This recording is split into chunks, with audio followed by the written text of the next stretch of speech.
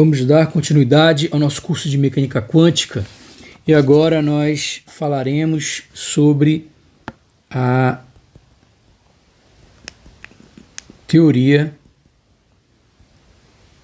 do momento angular. Então, anteriormente nós estudamos o momento angular orbital e nós obtivemos as equações diretamente a partir da definição clássica, transformando as funções vetoriais em operadores da mecânica quântica. Só que, como nós falamos, esse tipo de representação não serve, por exemplo, para representar o momento angular intrínseco, o momento angular de spin da partícula. Então a gente precisa de uma teoria mais geral. E aí, a primeira coisa que a gente tem que pensar, a primeira coisa que a gente vai falar antes de falar de momento angular na mecânica quântica, a gente vai falar de rotações, ok? Então, rotações, no espaço tridimensional mesmo.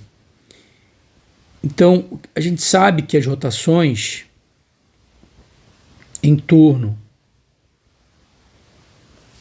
do mesmo eixo sempre comutam, ok? Então, pensa numa porta aqui, que você gira aqui em torno do eixo Z, Qualquer eixo que eu estou rotacionando eu posso chamar de eixo Z. Aí facilita na hora de eu escolher como eixo Z, que fica mais fácil de fazer as contas, Imagina que eu tenho uma porta aqui, e aí eu abro essa porta num certo ângulo,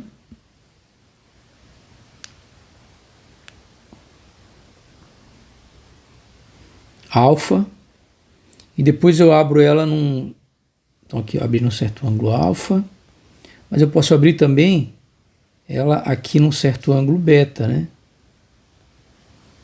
Então aqui um ângulo beta e aqui a porta aberta num certo ângulo alfa. Então o que a gente tem nessa situação? O que a gente vai ter nessa situação é que tem uma diferençazinha de ângulo aqui, que é θ, Tanto faz se eu giro de alfa e depois θ, ou giro de θ e depois alfa. O resultado vai ser o mesmo, ok? Então significa que, se eu rotacionar aí de θ, então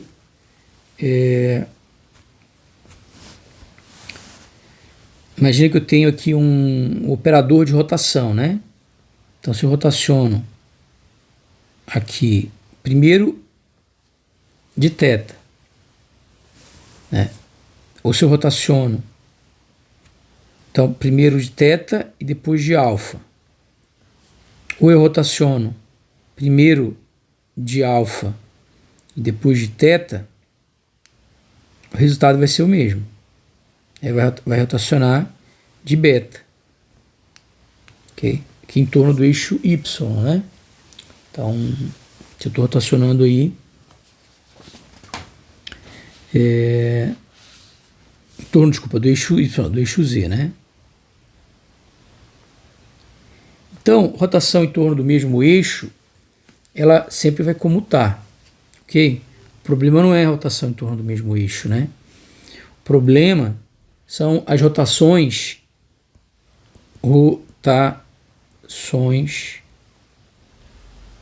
em torno de eixos diferentes. Então, de uma forma geral, rotações em torno de eixos diferentes não comutam. Passei. De repente pode comutar, né? Um caso específico. Mas de uma forma geral, as rotações em torno de eixos diferentes não comutam. Então, se eu faço duas rotações seguidas, vai depender da ordem que eu faço as rotações, o resultado. Ok? Então, isso é bem fácil você testar, né? Pega um livro, rotaciona para ficar mais simples, 90 graus, né? Em torno do eixo X e depois, né? Tem esse exemplo bem básico, né? Imagina que eu tenho essa porta aí. Vou fazer um exemplo bem tranquilo. Digamos que a rotação é de 90 graus. Primeiro passo, ó, 90 graus aqui. Em torno do eixo Z. E depois eu vou rotacionar de 180 em torno do eixo Y. Ok. Então agora a gente vai fazer o seguinte, a gente vai pegar e fazer, em vez de fazer, pegar aqui o objeto, né, o livro aqui, ó, e vou rotacionar de 180 graus em torno do eixo Y, né? Então, se eu rotaciono de 180 graus, ele vai dar uma coisa aqui assim, né? E aí depois eu rotaciono de 90 graus no eixo Z, né? Em torno do eixo Z. Então ele vai dar aqui assim, né? Então você vê que ele dá completamente diferente aí, né? Isso porque eu peguei ângulos aí bem tranquilos, né? Agora se eu fizer outros ângulos aí, né, vai dar completamente diferente, mas você vê que dá completamente diferente. Então as rotações em torno de eixos diferentes, elas não comutam, né? Inclusive aqui posso pensar aqui, só para ficar mais claro, né? Vamos ver se, eu não sei se vai ficar exatamente igual aqui, ó. Vamos colocar ele mais largo aqui assim, ó. Quando eu rotacionar, ele vai dar bem aqui, né? Mas nesse caso aqui, vamos ver. Se eu rotacionar 180 primeiro, né? Em torno do eixo Y, ele vem para cá. E depois eu rotaciono em torno do eixo Z. Né? Não vai mudar nada aqui nesse caso, né? Ok, mas de qualquer forma não deu igual, né? Certo?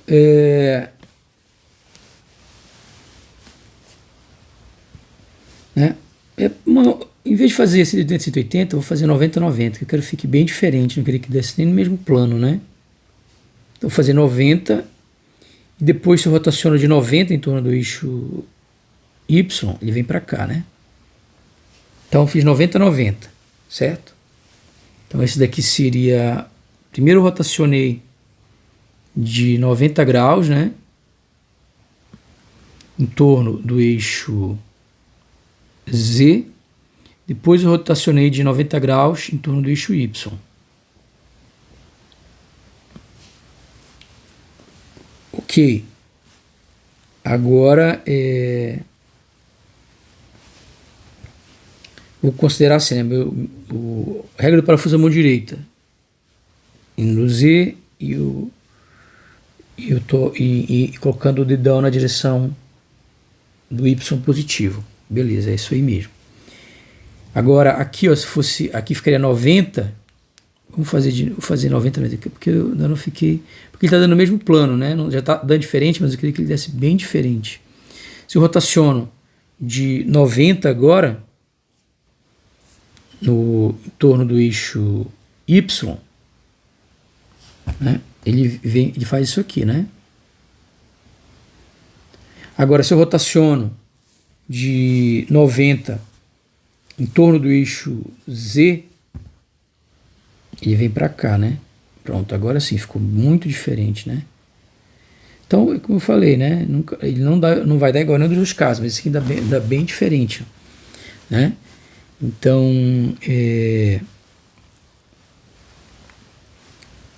então, o que a gente observa é que se eu rotaciono primeiro em torno de Y de 90 graus e depois em torno de Z de 90 graus, o resultado é completamente diferente, né? Então, rotações em torno de diferentes não comutam.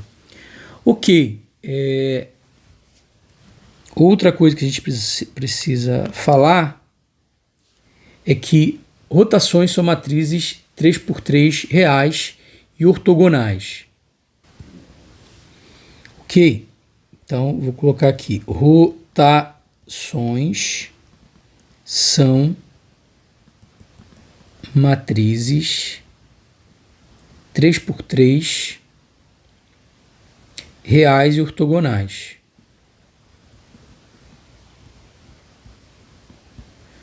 Ok, o que significa ortogonal? Ortogonal significa que ele preserva a norma, né? Dos vetores, né? Quer dizer, quando eu fizer aí uma certa rotação de eixos, a norma dos vetores é preservada, né? Então, se eu tenho aqui um vetor, né? Vx, componente Vx, Vy, Vz. E aí eu rotaciono esse vetor, né? Jogo uma rotação em cima dele, ele vai virar um vetor Vx', Vy', Vz', vai mudar o vetor, né? Só que a norma dele, as componentes podem mudar, mas a norma tem que se manter, né? O tamanho do vetor não pode ser alterado quando eu rotaciono os eixos. Então, isso daqui equivale a dizer que a rotação vezes a transposta da rotação, obviamente, é a rotação que é igual à identidade. Qualquer produto que é igual à identidade é comutativo, né? Qualquer produto matricial igual à identidade é comutativo, né? Ou seja, em outras palavras também eu poderia dizer, equivalentemente, que a transposta da matriz de rotação tem que ser igual à inversa.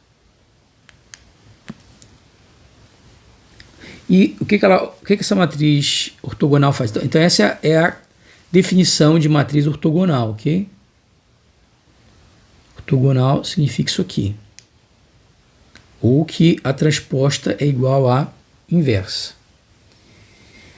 Bom, isso aqui vem exatamente do fato de que matrizes ortogonais preservam a norma, ok? Então, rotações que são matrizes ortogonais, e por serem matrizes ortogonais, elas preservam a norma. Isso é óbvio, né? Se eu rotaciono os eixos, ou rotaciono o vetor, o tamanho do vetor não é modificado, eu só estou rotacionando. Então, rotações devem preservar a norma. Pensa o seguinte, é como se essa caneta que você tem na mão, pensa que você tem uma caneta na mão, aí você rotaciona, fica girando essa caneta em vários ângulos. Isso não vai alterar o tamanho da caneta, o tamanho da caneta vai se manter.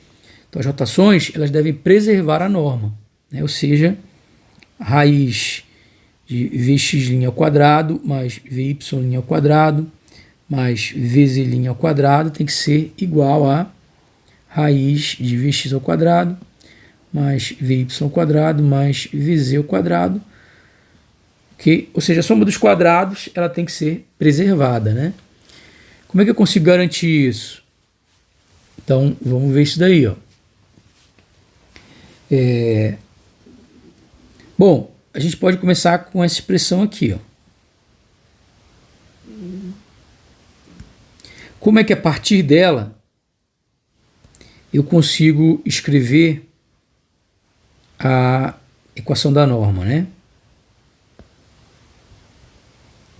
Então, aqui fazer a demonstração de que realmente a matriz ortogonal, ela preserva a norma, né? Se eu faço a transposta dos dois lados, não precisa colocar aqui, colocar assim só. Transposta aqui precisa, né? Se eu faço a transposta dos dois lados, o que isso vai dar? Vx', Vy', vai dar um vetor linha agora, né? Só que a transposição, a gente já viu isso lá em matrizes, ela inverte a ordem, né? Então tem que ficar Vx, Vy, Vz e aqui RT, R transposta, ok? Agora, o que eu vou fazer? Eu vou pegar de novo esse cara aqui.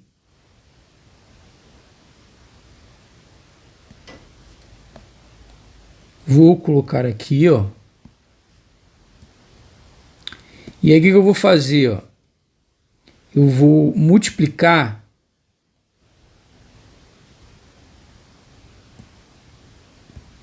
isso daqui, ó, por isso daqui.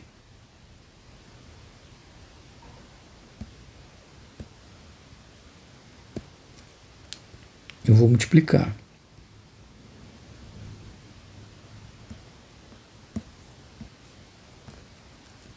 Ok, mas ao fazer esse produto, eu posso trocar, dizer esse aqui e esse daqui, né? Porque isso daqui é igual ao quê?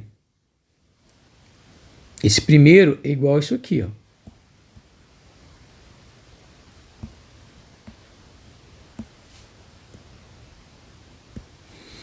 E esse segundo aqui é igual a isso aqui, como a gente já viu.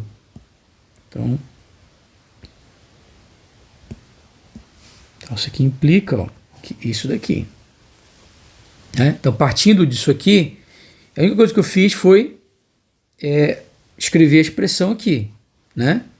E partindo disso aí, eu chego nessa expressão aqui. Ok, só que o que a gente viu, vamos desenvolver isso aqui então. O lado esquerdo aqui vai dar o quê? Vai dar Vx' mais Vy' mais Vz'. É o tamanho do vetor ao quadrado, é a norma ao quadrado. Só que se a norma é preservada, a norma ao quadrado é preservada. Então, isso significa que isso aqui deve ser igual ao quê? Então, isso aqui é igual a isso daqui, né? Vou repetir aqui, ó.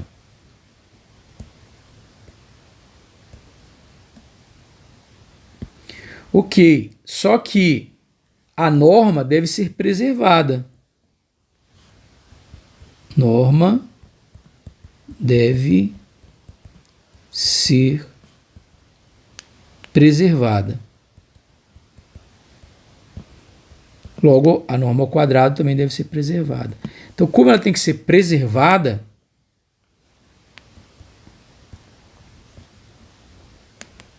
o que eu vou encontrar? Isso aqui tem que ser igual a V ao quadrado mais Vy ao quadrado mais Vz ao quadrado, que é igual a isso daqui.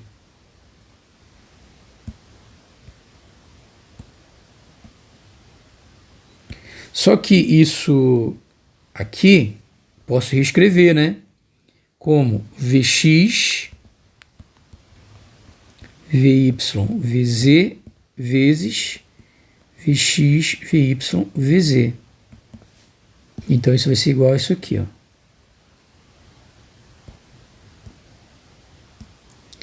E aí eu comparando o lado esquerdo com o lado direito, eu concluo que isso aqui obrigatoriamente tem que ser igual à identidade. Então quer dizer que o que eu concluo daí é que para preservar a norma é necessário que o produto da transposta com a matriz é a identidade. Só que existe uma propriedade que diz que se um produto matricial é igual à identidade, ele é obrigatoriamente comutativo. Então, RT é igual a identidade. Também, né? Ok, vamos seguir. A rotação ela pode ser classificada de duas maneiras. Você pode ter uma rotação dita rotação ativa, que é quando você gira o sistema físico.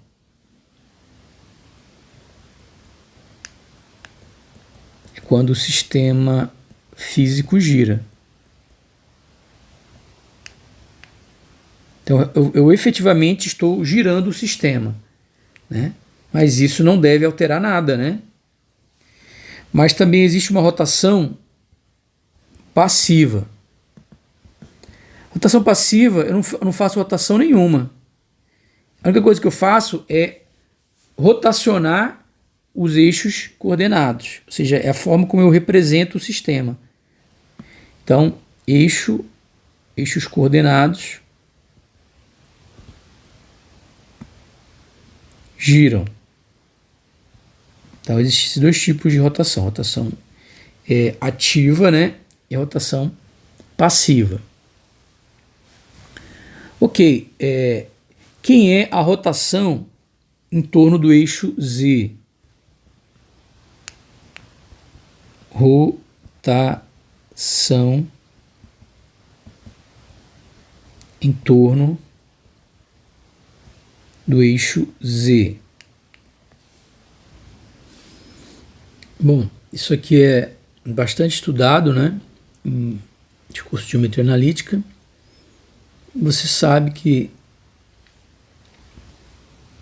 a rotação em torno do eixo Z, né,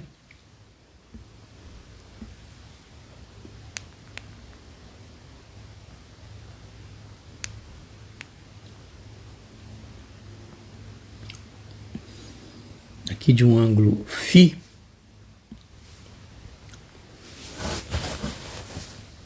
ela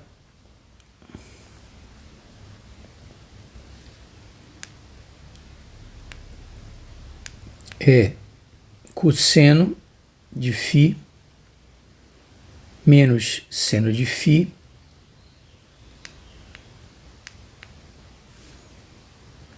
zero, seno de φ, cosseno de φ, 0, 0, 0, 1. A gente sabe da expansão em série de Taylor que cosseno de φ é 1 menos φ ao quadrado. Eu vou colocar considerando um φ muito pequeno, né?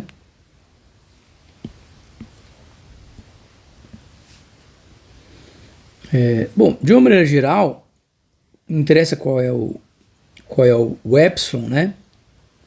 Esse φ pode ser um φ igual a um epsilon qualquer. A expansão em série de Taylor é dada dessa forma.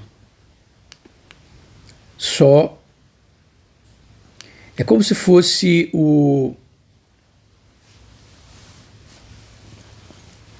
parece com aquela expansão lá da exponencial, né? Parecida.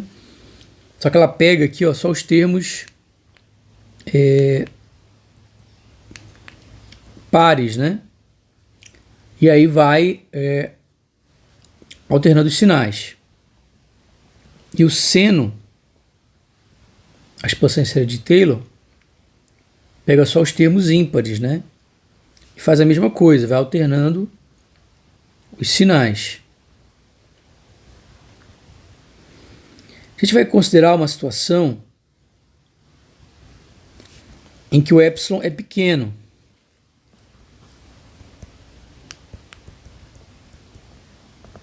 De tal forma que a gente pode desprezar os termos que vão além dos termos de segunda ordem.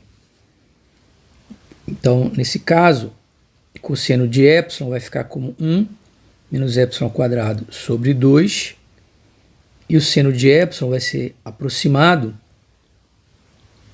por epsilon. Ou seja, de esses fatores, né? Com já o cubo, a gente vai considerar que é muito pequeno, pode ser desprezado, né? Nessa soma. Então, de tal maneira que a gente vai ter que a rotação infinitesimal em torno de Z, rotação infinitesimal em Z, em torno de Z,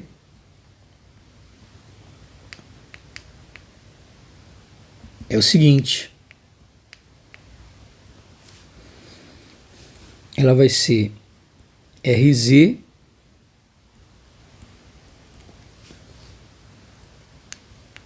igual a 1 menos epsilon ao quadrado sobre 2, epsilon 0, menos epsilon 1 menos epsilon ao quadrado sobre 2, 0, 0, 0, 1.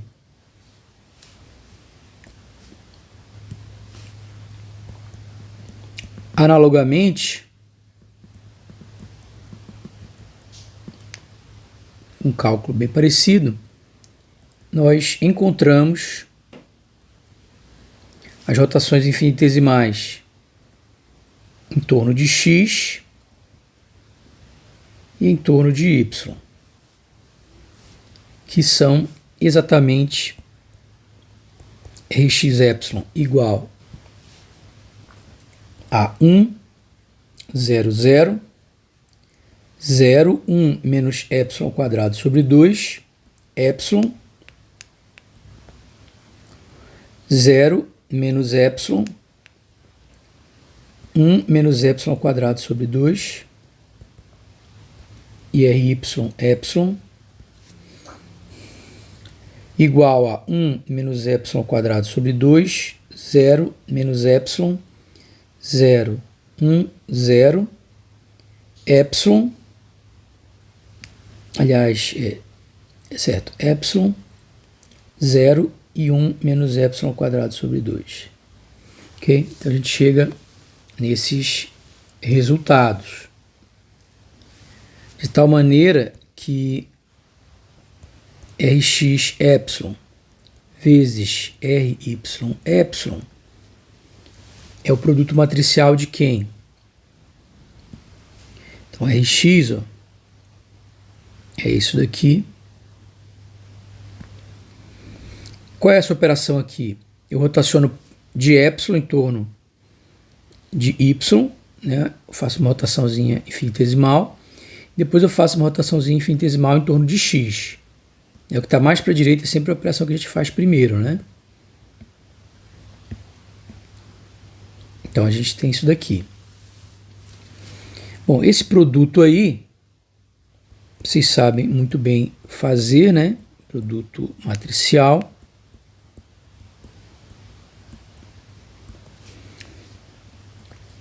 Vou fazer aqui só a primeira linha, tá? O resto eu só vou preencher, você faz sozinho aí. Então, ó, primeira linha, primeira coluna. Então fica 1 vezes isso aqui, 0 vezes isso aqui e 0 vezes isso aqui. Então só sobra isso daqui. Então, né? Aqui o elemento primeira linha, primeira coluna, né? Lá é primeira linha, primeira coluna, primeira linha, primeira coluna. É um monte de produto escalar, na verdade, produto matricial, né? O elemento da coluna IJ é o produto da linha I com a linha J daqui, o produto escalar, né? Então, né, esse é o produto matricial, você aprendeu isso lá desde o ensino médio, né? Então dá 1 menos epsilon ao quadrado sobre 2.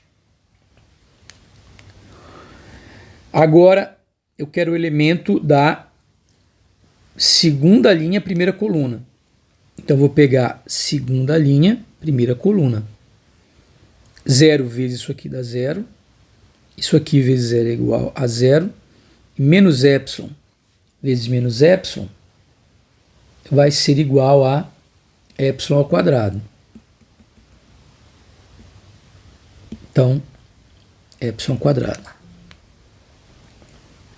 Se eu quero esse elemento que é terceira linha, primeira coluna, eu tenho que fazer o produto da terceira linha com a primeira coluna. 0 vezes isso aqui dá 0, isso aqui dá 0, então fica menos epsilon vezes isso aqui. Só que o que vai acontecer? Então, simplesmente é um produto desse com esse, né? Beleza, vamos fazer esse produto. Quem é epsilon vezes, aliás, menos epsilon, né? Vezes 1 menos epsilon ao quadrado sobre 2. Então, fica menos epsilon mais epsilon ao cubo sobre 2. Só que todos os termos que são além do epsilon ao quadrado são desprezados. Então, isso aqui vai para o lixo. Então, quer dizer que o resultado é menos epsilon. Ok? E o resto você faz sozinho, você já entendeu, né? Então, fazendo o produto da segunda linha com a segunda coluna, segunda linha com a primeira linha com a segunda coluna vai dar 0. Depois fazendo a segunda linha com a segunda coluna, vai dar 1 menos epsilon ao quadrado sobre 2. Depois fazendo a terceira linha com a segunda coluna, vai dar epsilon. Depois fazendo a primeira linha com a terceira coluna, vai dar epsilon. Fazendo o produto da segunda linha com a terceira coluna, dá menos epsilon. Fazendo o produto da terceira linha com a terceira coluna, dá 1 menos epsilon ao quadrado. E a gente chega nessa expressão aí para esse produto. Ok? Se eu fizer... Agora, em vez de aplicar... primeiro eu rotacionar um pouquinho... Aqui está dizendo o seguinte, ó, que eu primeiro rotacionei de epsilon, esse epsilon infinitesimal, muito pequeno, em y, depois eu rotacionei em x. Tem que dar diferente, né? Lembra que se eu trocar a ordem, muda, né? Mas eu também poderia trocar, né? Rotaciono primeiro um pouquinho em torno do eixo x, depois eu rotaciono um pouquinho em torno do eixo y. O que vai dar nesse caso?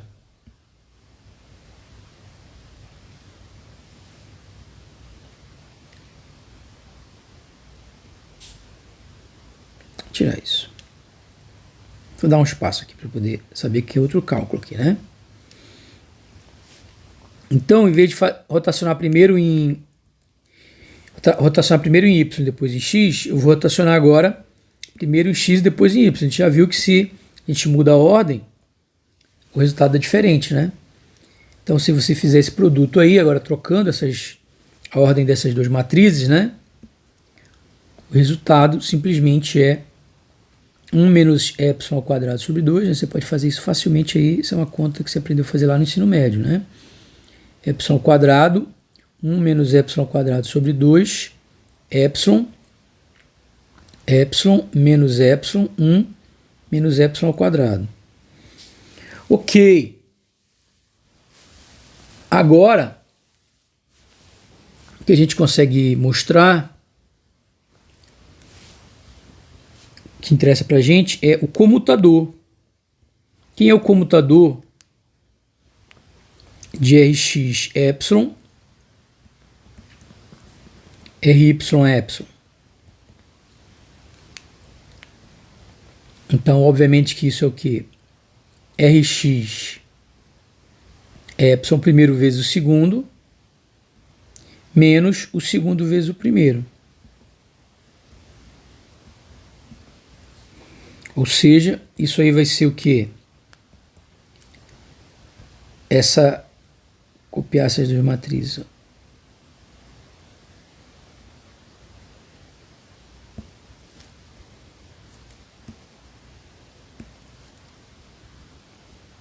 Então vai ser essa matriz aqui.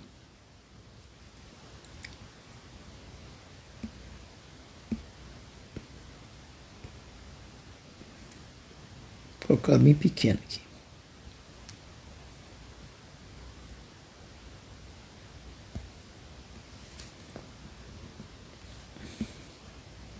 menos essa matriz. E agora eu vou aumentar. Já deu aqui, né?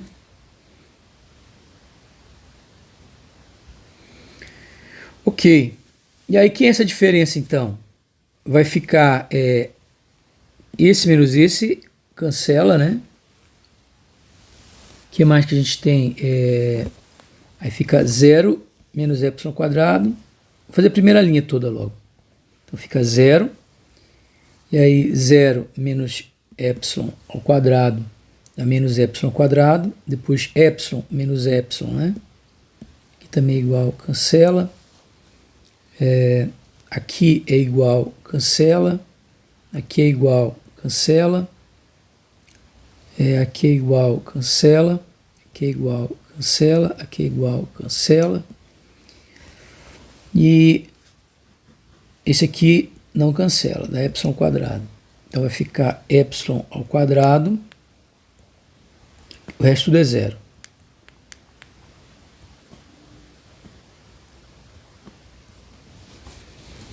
Ok? Aí vamos deixar essa matriz aí desse jeito, paradinha, e vamos calcular uma outra coisa. Então eu quero calcular o seguinte, ó. Quem é isso daqui, ó? Quem é RZ epsilon ao quadrado menos a identidade. Então vamos fazer esse cálculo.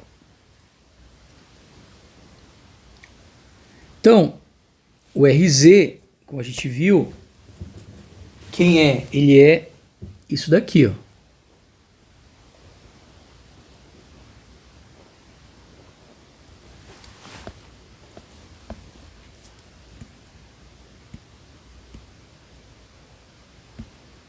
Só que, se eu estou fazendo RZ de epsilon ao quadrado, então aqui vai ficar a quarta, né?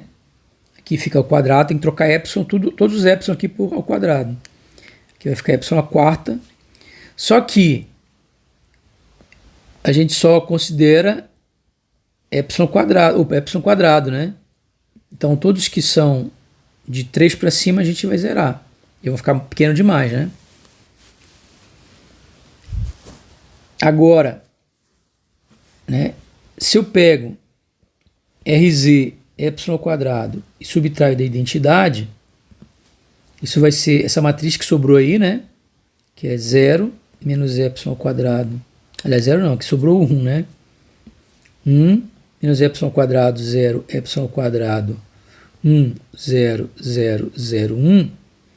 Eu subtraio da identidade, que é 1, 0, 0, 0, 1, 0, 0, 0, 1. O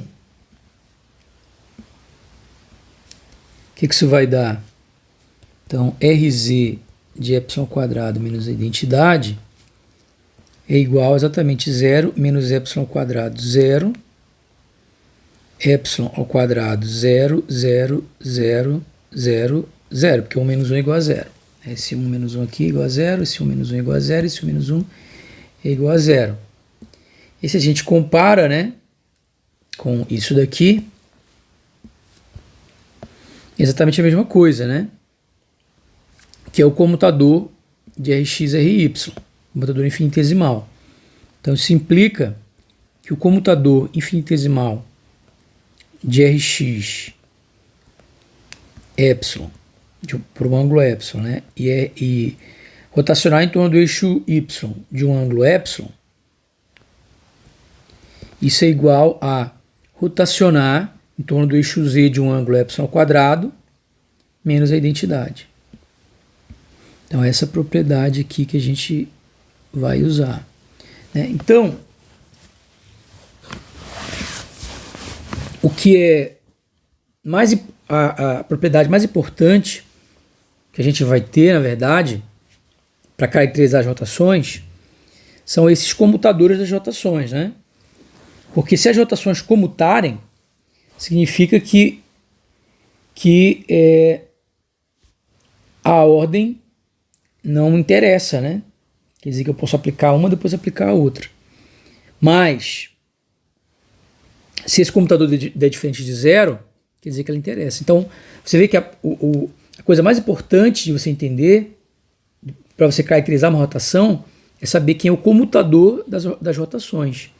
E o que a gente consegue demonstrar aqui é que o comutador das rotações, por exemplo, aqui em x em y, é igual a Rz² menos i. Ok, só que agora a gente tem que ir para mecânica quântica.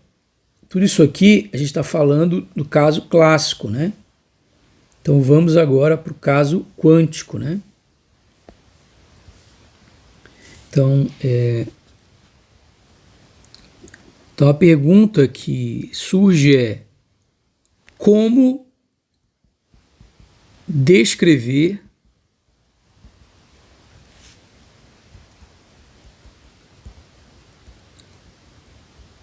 rotações na mecânica quântica? Como descrever rotações na mecânica quântica? Então, a ideia que a gente vai ter para descrever as rotações na mecânica quântica é o seguinte: dado um estado,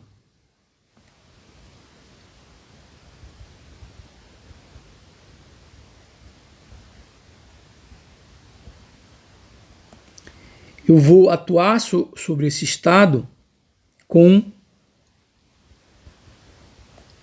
um operador de rotação quântico, operador de rotação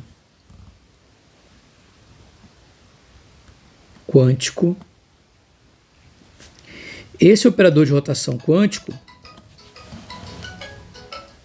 quando ele é aplicado sobre um estado, ele transforma esse estado num estado rotacionado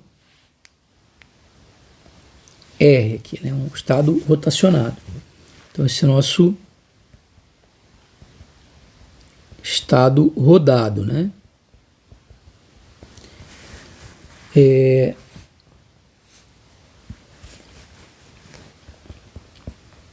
Então, para spin meio, esse operador dr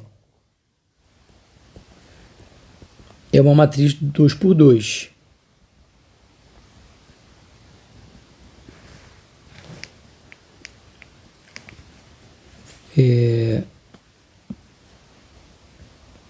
Para spin 1, esse operador, né, para partículas de spin 1, esse operador dr é uma matriz 3×3. Ok?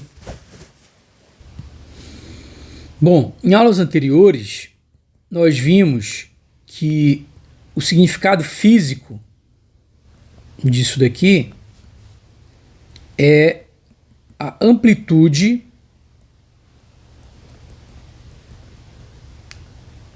de probabilidade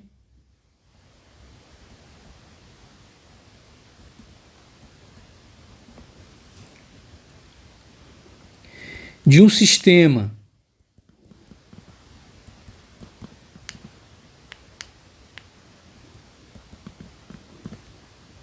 no estado alfa ser encontrado no estado beta, né? A gente até viu que se eu estou num autovetor e eu vou fazer uma medida, eu vou encontrar o estado no mesmo autovetor, com probabilidade 100%, né? Então a gente já viu isso daí, né? Mas se ele tiver num estado lá, que é uma superposição de estados, aí ele tem uma certa probabilidade de ser encontrado no outro estado, outra probabilidade de ser encontrado no outro estado, que é justamente determinada por essa amplitude de probabilidade. Então a gente viu que essa interpretação, a gente falou disso bem antes, depois tocou nesse ponto várias vezes. Então a gente sabe o que significa isso. É a amplitude de probabilidade de um sistema que está no estado alfa ser encontrado no estado beta. Agora, o que acontece? A amplitude de probabilidade ela não deve depender da rotação, né? Então, se eu rotacionar esse estado, eu não estou, na verdade, eu não devo alterar essa amplitude de probabilidade, né? Lembra de um vetor lá, né? Quando eu rotaciono o vetor, o produto escalar ele não é alterado. Então, a mesma coisa acontece aqui, né? Então, o fato de eu rotacionar um vetor não deve... eu só estou mudando a representação dele, né? Então, isso não deve alterar as amplitudes de probabilidade, né? Isso significa, então, que... então, vamos escrever isso, né? Vamos colocar isso por escrito.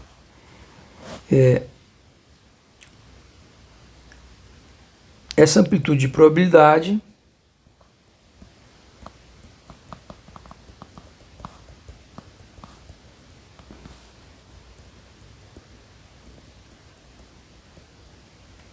não deve ser alterada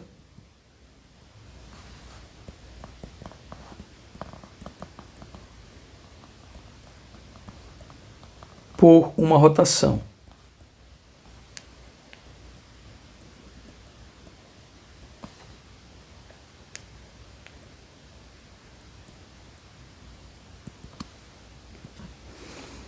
Ok?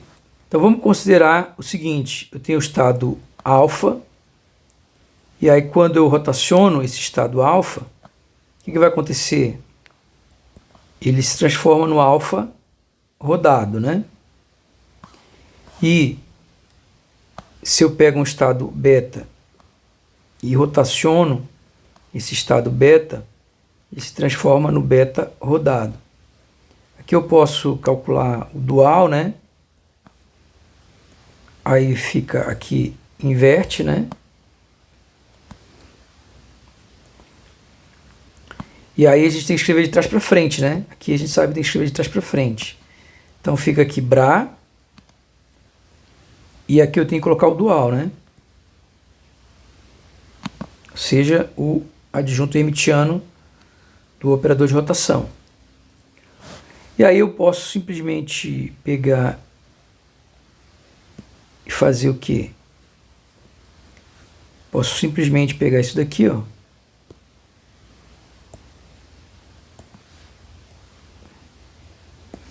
Então isso aqui implica que o quê? Eu vou abrir aqui.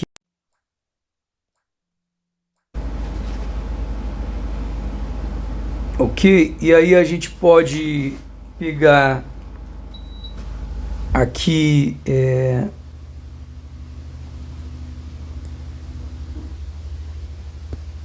esse estado, né? Vou pegar só aqui, porque não preciso da outra parte aqui, né?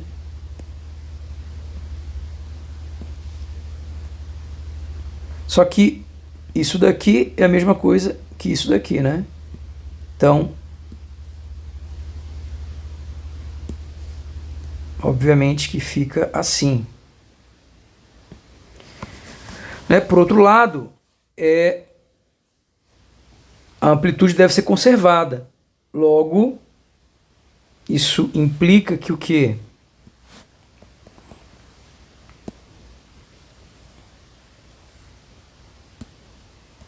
A amplitude de probabilidade deve ser conservada. Então isso implica que o rodado tem que ser igual ao original. O produto escalar rodado tem que ser igual ao produto escalar original. Ele não deve ser alterado, o produto escalar não deve ser alterado pela rotação.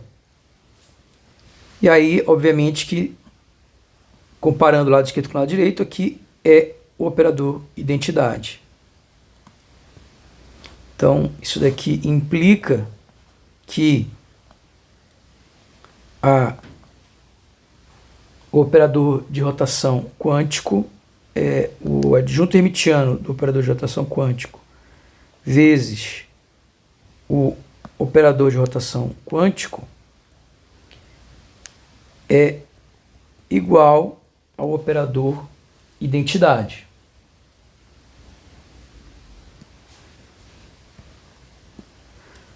Só que, do que a gente já estudou anteriormente, a gente sabe que isso aqui é exatamente a definição de um operador unitário, né?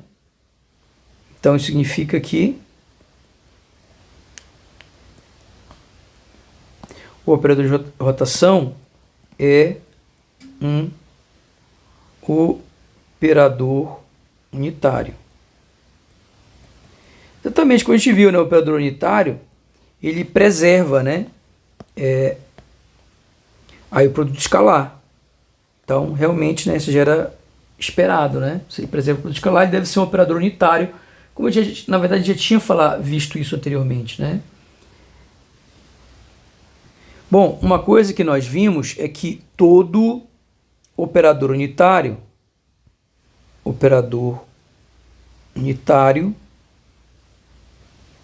pode ser escrito como? Então, todo operador unitário infinitesimal, né? Infinitesimal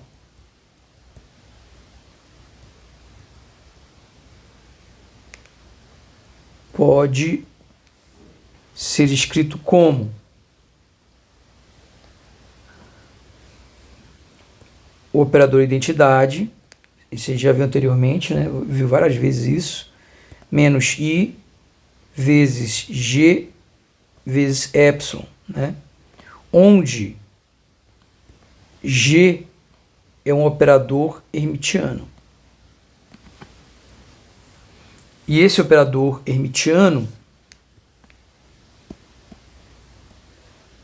ele é chamado o gerador da transformação infinitesimal, onde esse operador hermitiano é o gerador da transformação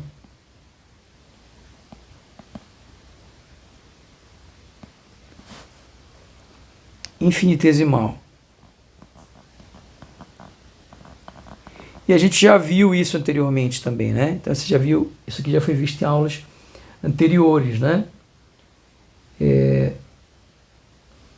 No caso do momento angular, o momento angular é o gerador das rotações, né?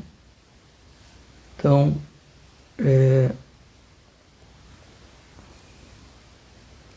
o momento angular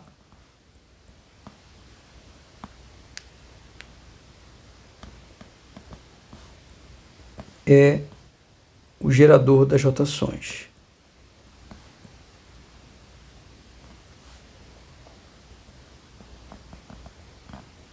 Obviamente que a gente tem que ajustar essa questão das unidades, né? Então, o G, ele na verdade é JK sobre H.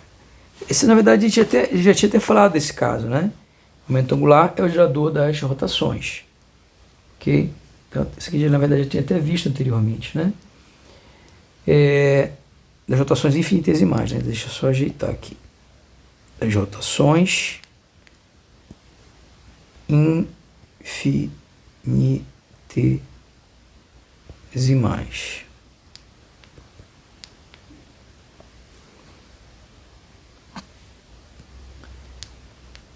Epsilon igual a dφ, né? Ok? De tal maneira que o operador de rotação em torno do eixo N, por exemplo, poderia ser se fosse o eixo Z, se fosse em torno do eixo Z, esse N seria o K aqui, né? Só como exemplo. Então, em torno do eixo N, depende do eixo, e no ângulozinho infinitesimal φ. Isso é igual a identidade menos, então como é que vai ficar? Só substituir aqui, ó. Então, substituindo ali, vai ficar I, J, N, né? Você vai dar aquela componente naquela direção. Por exemplo, se fosse eixo Z, que ia dar o JZ, né? sobre H barra dφ, né? Aqui o epsilon, né? Que é dφ, o deslocamento, o ângulozinho infinitesimal da rotação infinitesimal, né? Exemplo.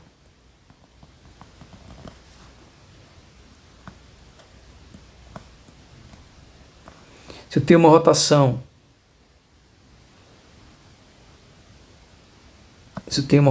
aqui, tá aqui a porta, ó, e aí ela rotaciona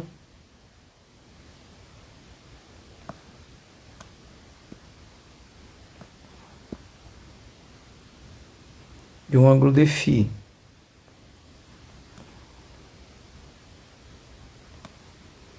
O que você vai ter? Nesse caso, ficaria em torno do eixo Z, né? O versor Z aqui, dφ, e aí ficaria I menos, quem seria J escalar Z chapéu? Daria a componente Z do operador momento angular total, né? E aí, isso daria o quê? Aqui sobre H barra dφ. Também, como nós já vimos várias vezes, né? Você pode fazer, ao longo do curso, você pode ter o que? A rotação finita, né? Então, como é que você obtém aí essa operação unitária finita, no caso da transformação finita? É simplesmente, né, agora não é mais um dφ, agora é φ. Então, nesse caso, vai ficar limite quando n... Você faz infinitas rotações infinitesimais, né? É só fazer infinitas rotações infinitesimais. E aí, nesse caso, isso vai dar o quê? Exponencial de menos I J φ sobre H barra. A gente já viu isso daqui, né?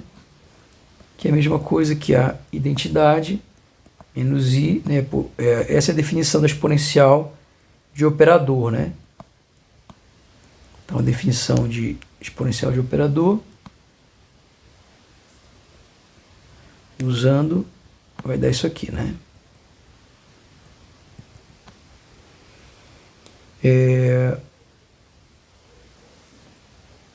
E aí você tem o que mais?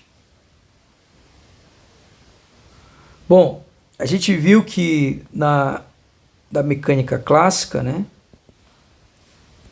Uma rotação infinitesimal, lembra que o que é a coisa mais importante para a gente quando a gente está trabalhando com as rotações? É descobrir quem é o comutador, né?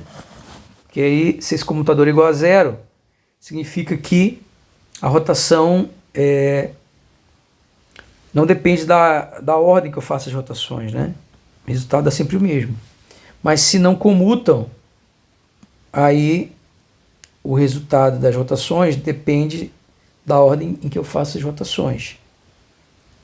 Então, a gente viu essa definição aqui, né? Lá no caso clássico. A mecânica quântica, a gente quer generalizar essa expressão, né? Então, é essa expressão que a gente traz da mecânica clássica para a mecânica quântica para encontrar a definição mais geral de momento angular.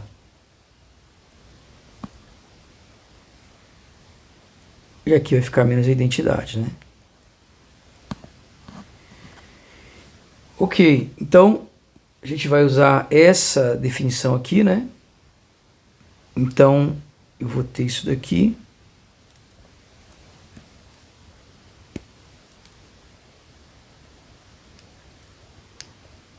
Eu vou encolher um pouquinho.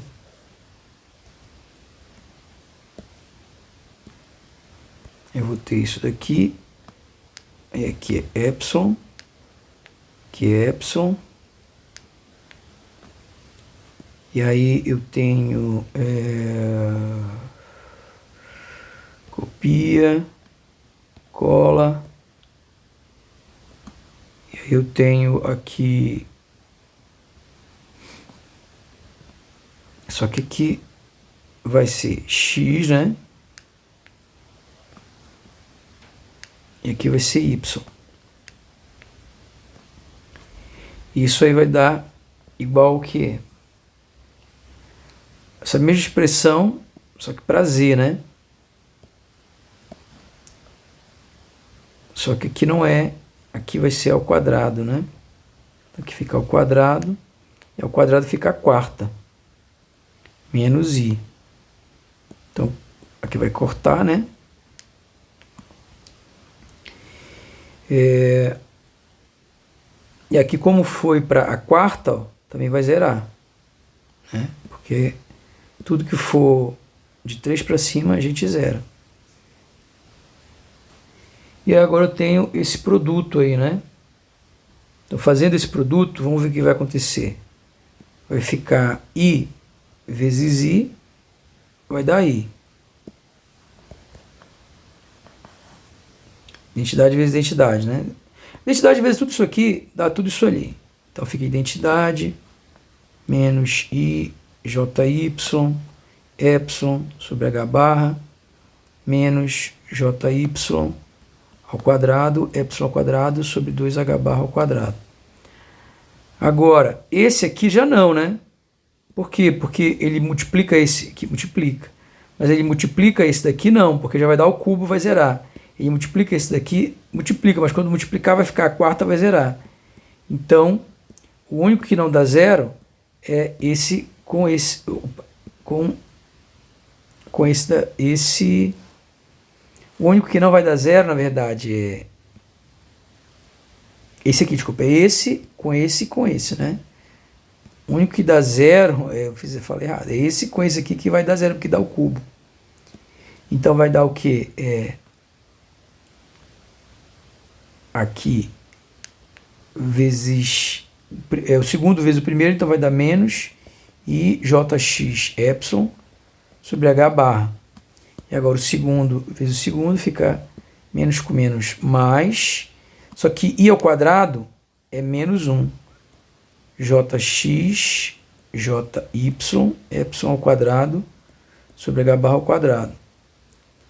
Agora sim, esse último, esse só faz com esse, ó, porque com esse aqui dá ao cubo e com esse dá a quarta. Então fica o terceiro com o primeiro, que é menos jx ao quadrado, epsilon ao quadrado sobre 2 h barra ao quadrado. Eu vou encolher isso aqui.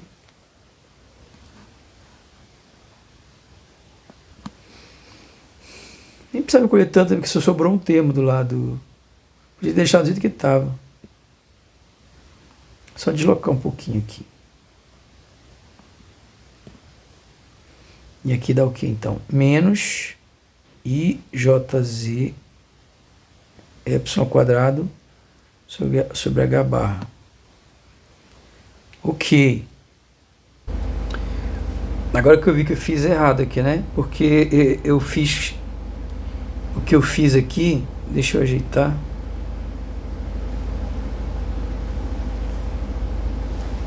O que eu fiz aí? Isso que eu fiz aqui foi... eu fiz... dx epsilon... dy epsilon... igual ao que está do lado direito, né? Só, né? Dx epsilon, dy epsilon. Só que está errado, porque o comutador não é isso. Faltou subtrair, ó, de dy epsilon dx epsilon.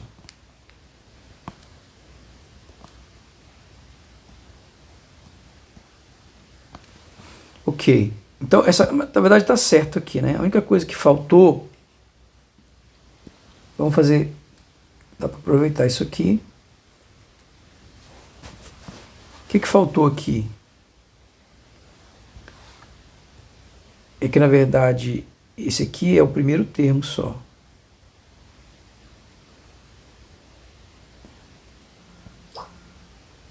Eu vou ter um segundo termo subtraindo, faltou esse termo aqui, ó. Só que aqui troca, né? Aqui vai ser y, e aqui vai ser x. Foi isso que faltou, né? Ok. O que vai mudar no outro? Ele é bem parecido, né?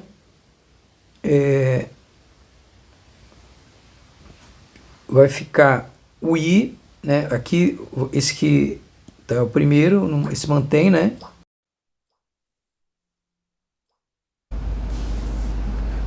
Então, isso aqui vem aqui para cima.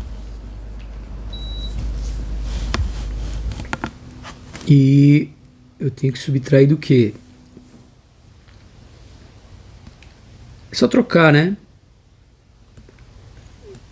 Porque o que vai mudar no outro, né? O que vai mudar nesse daqui? Onde tinha o x vira y, onde tinha y vira x, né? Então é só fazer essa troca.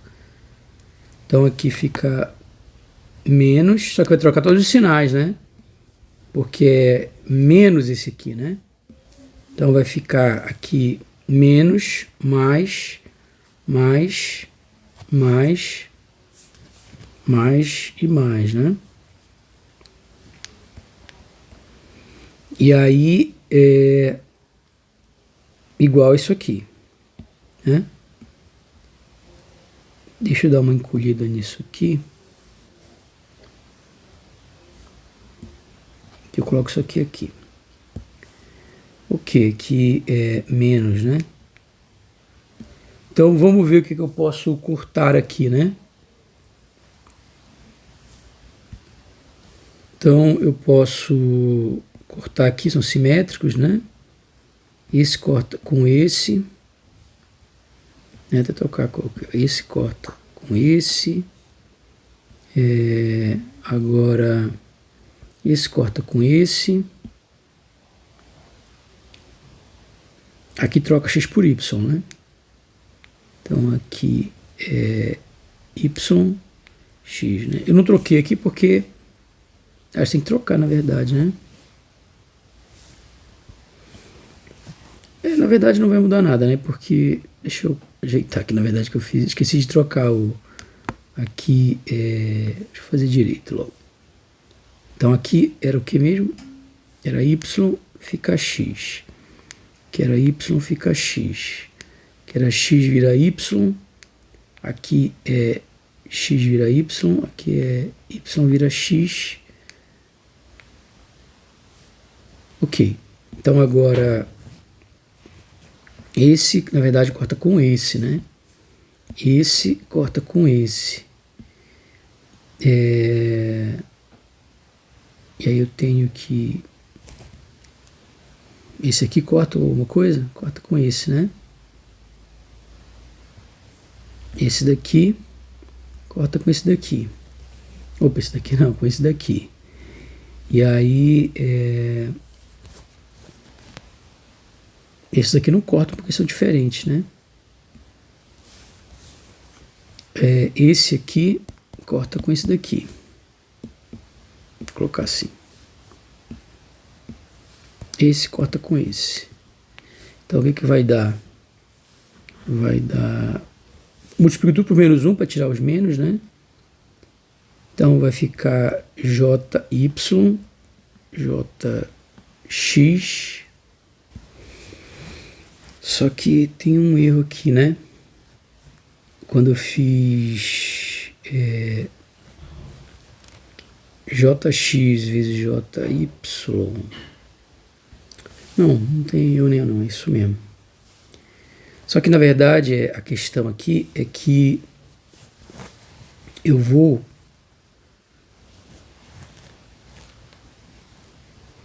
É só multiplicar por menos 1 mesmo, né?